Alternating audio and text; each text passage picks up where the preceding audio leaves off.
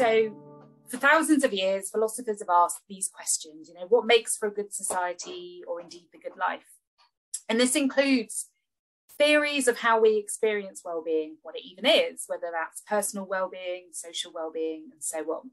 So this presentation reflects on some of the key arguments from my book, including the role or the roles of various kinds of data to understand well-being.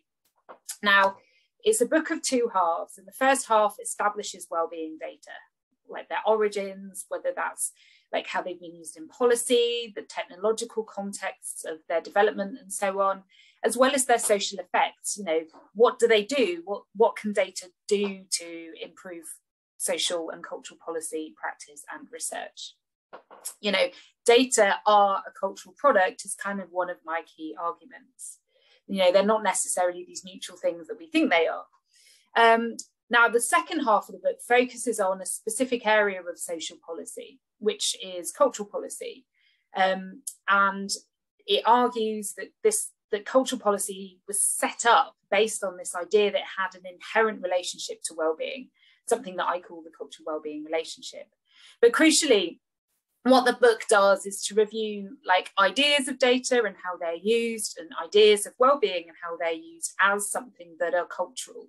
They mean different things in different times and places and can be used to make different arguments.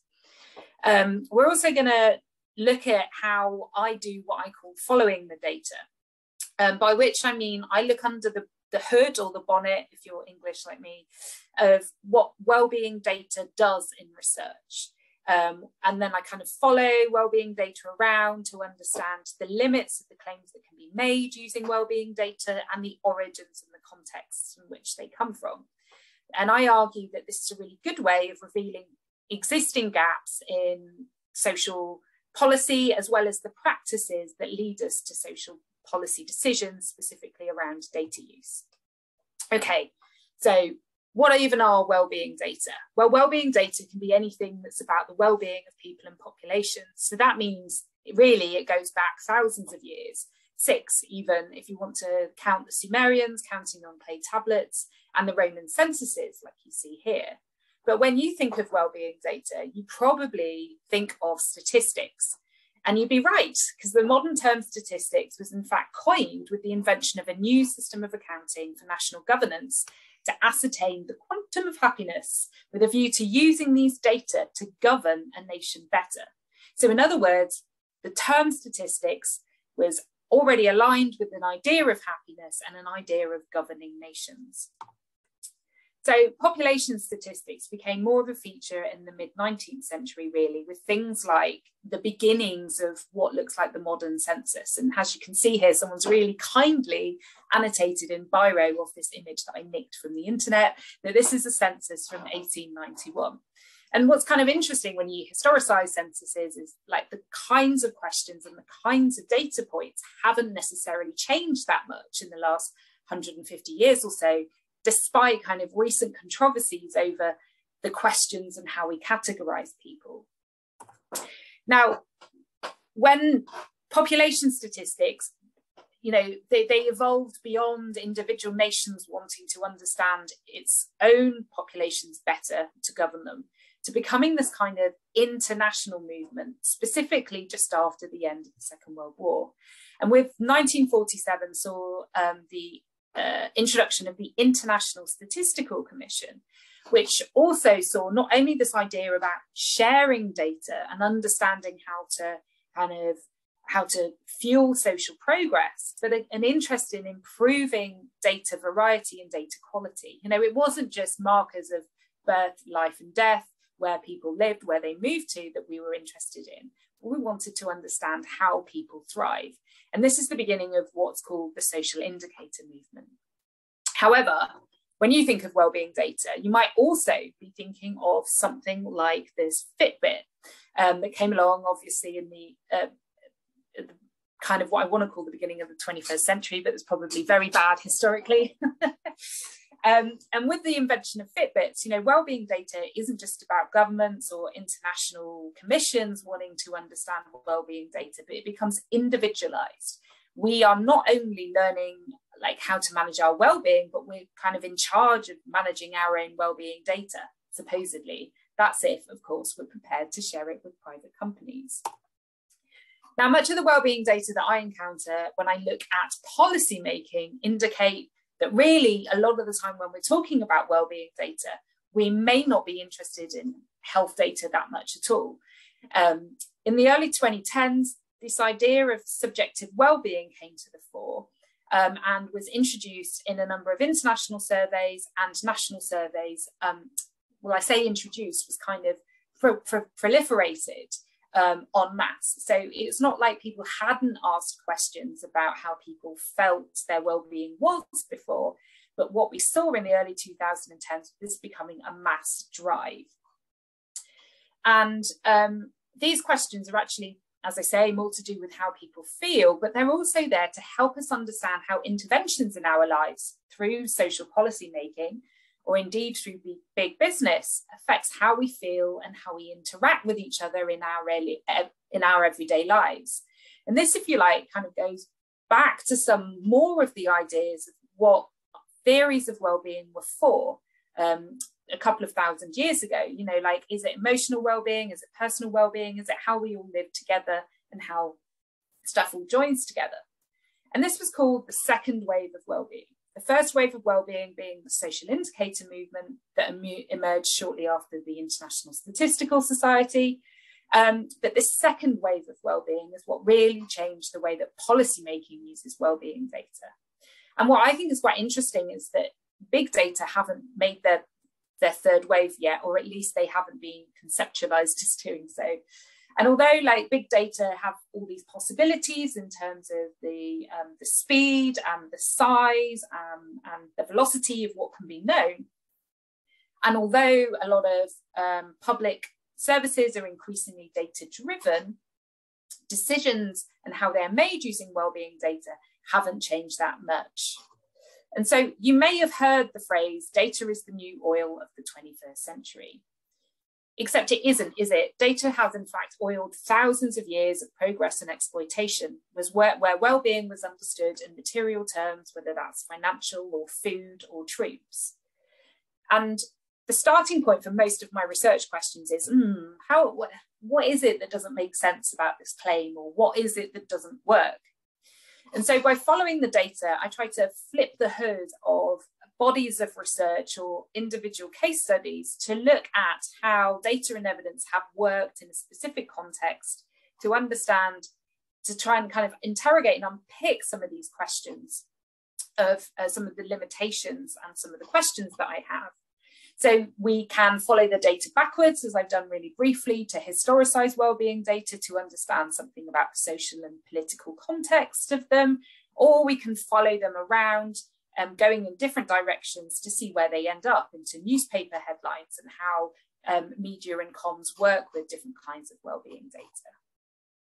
So I just want to briefly qualify what I mean by following the data and how I see it as a critical research practice. So two of my heroes from starting my PhD journey used the phrase following the something in their critical practice. So Sarah Ahmed followed the word happiness around in a book that she wrote in 2010, maybe it's 2012, I can't remember, called The Promise of Happiness. And what she did was she followed these kind of cultural tropes of who gets to be happy, who gets to have well-being. Things like ideas of the happy slave in movies in the late 20th century, especially in America, or ideas of the happy housewife. You know, who gets to look like they have well-being and who gets to have happiness are culturally reinforced by these messages that are shared back to us. And Tim Mitchell is an anthropologist and an economist, and he follows what he calls the work of economics around into different contexts. So he historicized it back to Egypt in the 19th century to look at economics and other colonial practices and how they changed the shape of Egypt, both at the time and obviously from there on in. But he also follows the work of economics into contemporary developing context to understand how a particular Western form of economics in localized developing contexts, you know, how it can end up changing the shape of things for good and bad. You know, these two critical researchers want to understand the work of different disciplines and different cultural ideas and how they change culture and the way that society works. Now, following the data as a critical research practice kind of also emerges and became quite timely when this phrase following the data became increasingly used in the UK with COVID-19 as a justification for policy moves. We increasingly saw the term used to justify lockdown, or, you know, we followed the data and lockdowns got to last longer, or we followed the data and lockdowns got to end because, you know, the economy or people's mental health or so on. But what's interestingly is, especially in the last couple of months, the more I listen to the news, the more I hear this phrase following the data being used as a justification for social policy decisions, or at least posturing, as politicians do on the news, you know, to justify kind of longer term health and welfare policy decisions. Okay, so to return to the second wave of wellbeing,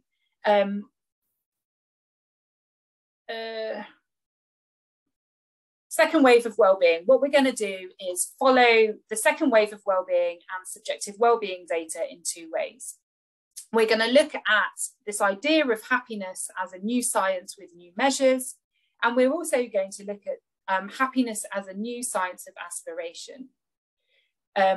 So, as I've said, the biggest changes to wellbeing policy were in the second wave of wellbeing, where instead of proxy indicators that drive data-driven decision-making with big data, the second wave aimed, or at least believed it could understand how people feel.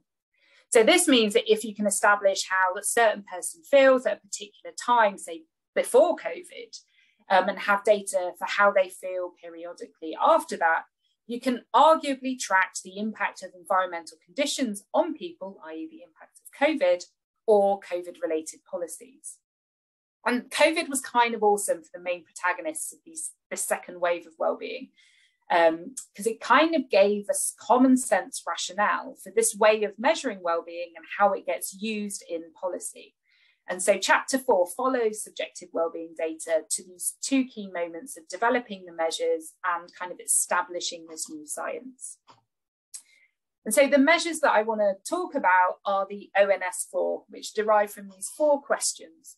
Now, as I've said, it's not that people weren't measuring subjective wellbeing using questions like this, but this ONS4 became this kind of branded package of ideal questions that you could use in all different kinds of surveys. And as you can see, they made their way into newspaper headlines. Well, they have done for quite some time, but they especially did in COVID.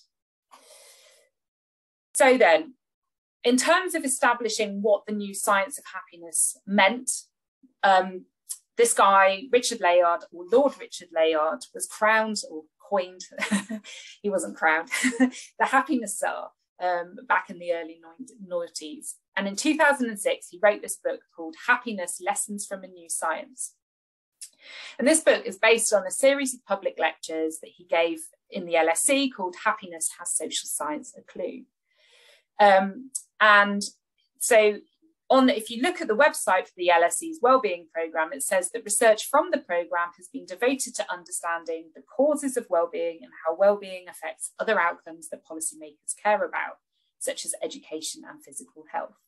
So one of the implications here, of course, is that, you know, what does that mean for all of the other research on wellbeing that policymakers don't care about? But anyway, so the premise of the book is very much based on a kind of Benthamite idea of policymaking. And so Layard introduces this 18th century Enlightenment philosopher, Jeremy Bentham, as a shy, kindly man who was a great thinker. He argues that Bentham's ideas have been difficult to apply in practice because so little was known about the nature and causes of happiness. Yet, it is the greatest happiness of the greatest number that is the measure of right and wrong, according to Bentham. So, in other words, if you can understand what makes the most people in a population the happiest without defining happiness, then this is the best way of doing policy making. And in a way, that's a kind of common sense approach. But Layard goes further to support that most of the social progress that's occurred in the last 200 years has been driven by this happiness principle. And yet with this comes this burden of proof, because, you know, as Layard said, Bentham's ideas have been difficult to apply in practice because so little was known about the nature and causes of happiness. So the implication, of course, is that this has become reserved in the early 2000s because the new science means, of course, we now have this information. You know, and indeed, the front cover of Layard's book proudly states, using red block capitals and this kind of golden sun-like graphic shape, inside the 7 causes of happiness. Okay, so now one of the issues is that actually these 7 causes of happiness are kind of hidden.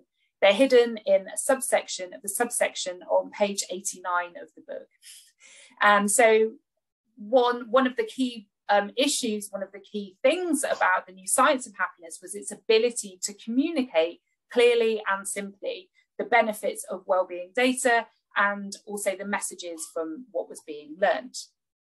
Now, the other key piece to the happiness science puzzle is positive psychology. And positive psychology was launched in 2001, where the new president for the APA, the American Psychological Association, outlined his hope for a positive psychology as one which could help everyone as a new science of human strengths. And so Seligman argues that at this juncture, psychology can play an enormously important role. We can articulate a vision of the good life that is empirically sound and at the same time understandable and attractive. We can show the world what actions lead to well-being, to positive individuals, to flourishing communities and a just society. So what we can see here is articulating as a vision of a good life that's empirically sound and at the same time understandable and attractive. So it all comes down to the communication of well-being data in a way that is appealing to certain stakeholders. And positive psychology wanted to present this measure of humanist ideals of virtue in an empirical, rigorously scientific manner. So also, positive psychology was presented as uniting this kind of dispersed and disparate lines of theory and research about what makes life worth living. And in 2000, Seligman and his colleagues recognized that positive psychology is not a new idea and that they can make no claim of originality, instead arguing that they were able to present a cumulative empirical body of research to ground the ideas of distinguished ancestors. So what you see here is this kind of articulation of innovation, of newness, of empirical robustness, whilst also kind of arguing that it's grounded in these kind of histories of knowledge. So arguably then, this new science of happiness presents knowledge that's policy ready and accessible, it's popular, even pop. It rests on clear and encouraging messages, i.e. it's positive, that it's innovative, but also that it has authority because it's embedded in science and tradition and morality. You know, like, of course we want the most people to be as happy as possible. Who wouldn't? Now, it also needs to be measurable, of course, if it's going to be robust, if you're a certain kind of scientist, and in a way that tells a simple but appealing story. So can the measures themselves be seen as an innovation when really they're a continuation of previous work? You know, can these subjective well-being questions that have been developed since the 50s and 60s on this kind of developmental arc, like how can you show that these are new, they're part of a new science and that they are an innovation? Well, you could use smiley faces. No, you can repackage essentially well-being questions that have been with us for a long time, and you can call them something new and you can insist that this is the way to do things. And so what I ended up doing as a bit of a side project in my PhD was like work out what was it that made the ONS4 like look like they'd been repackaged. How could I understand how the ONS4 was different from previous versions of exactly the same subjective well-being questions?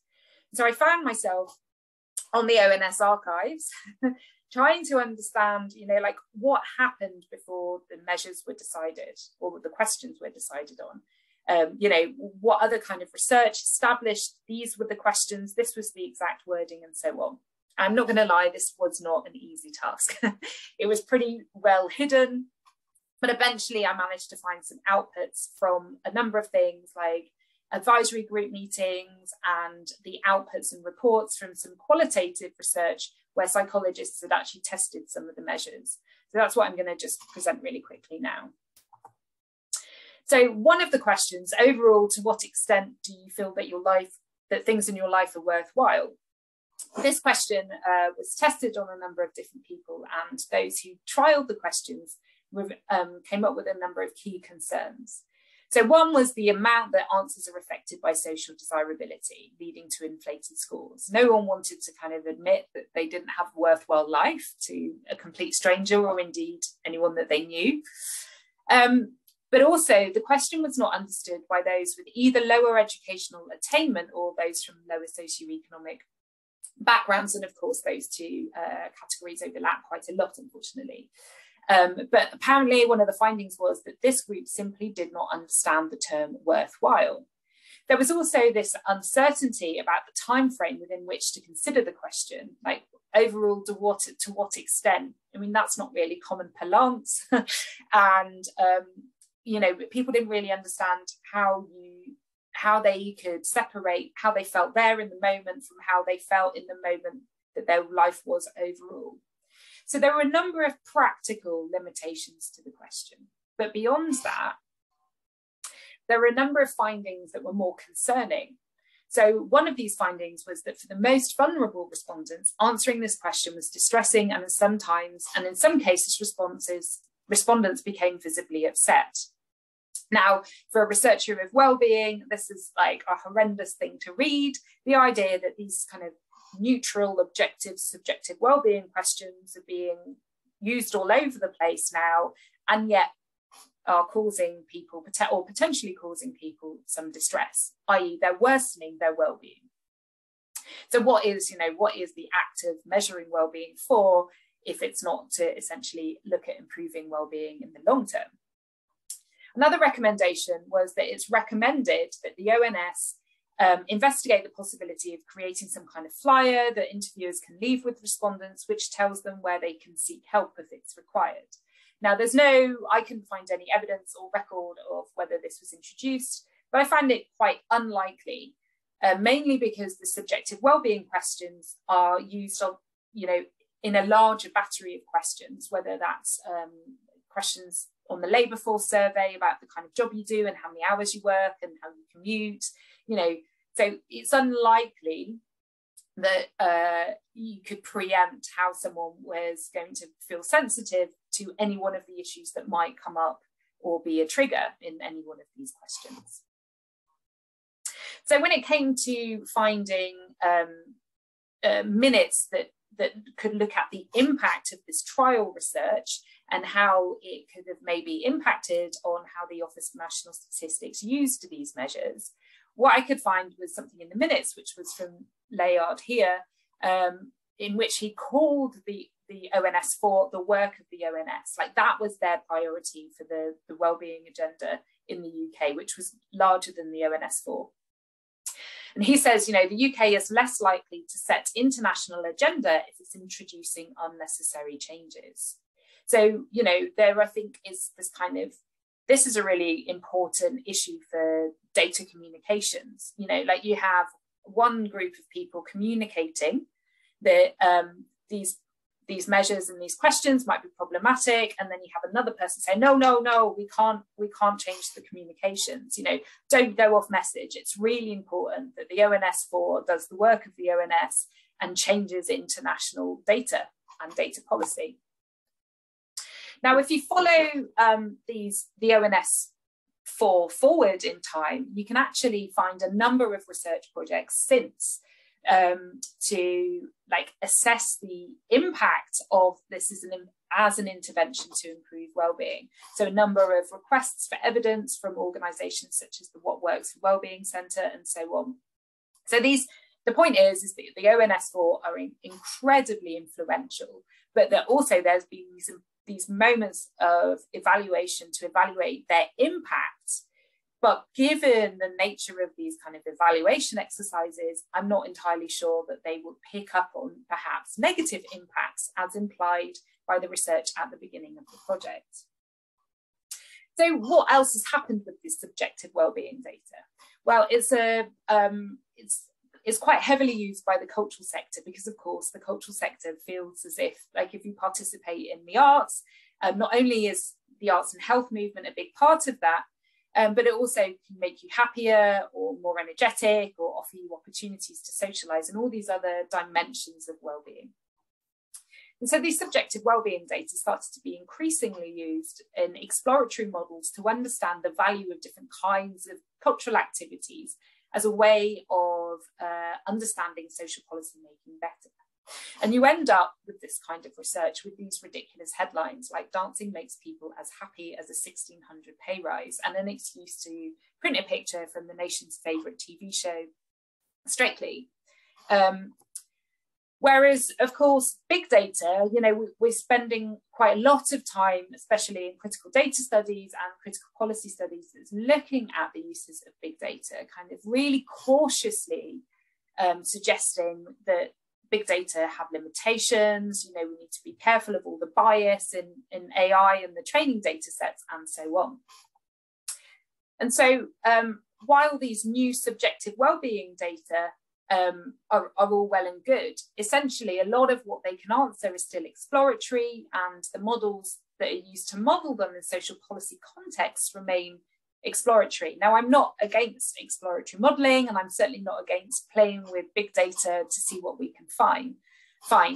But I think what's different is when people are using big data in health and social policy contexts, they tend to be quite explicit about the exploratory nature of what's going on because big data feels so new. But when it comes to these kind of older new data, they feel more mundane because they essentially come from quite traditional survey technologies. And so the exploratory nature of the data and the models are not yet explicit, which means neither are our biases in terms of what we're going to find, of how useful these data are, or indeed biases in terms of how they're reported. And that's me. Thank you very much.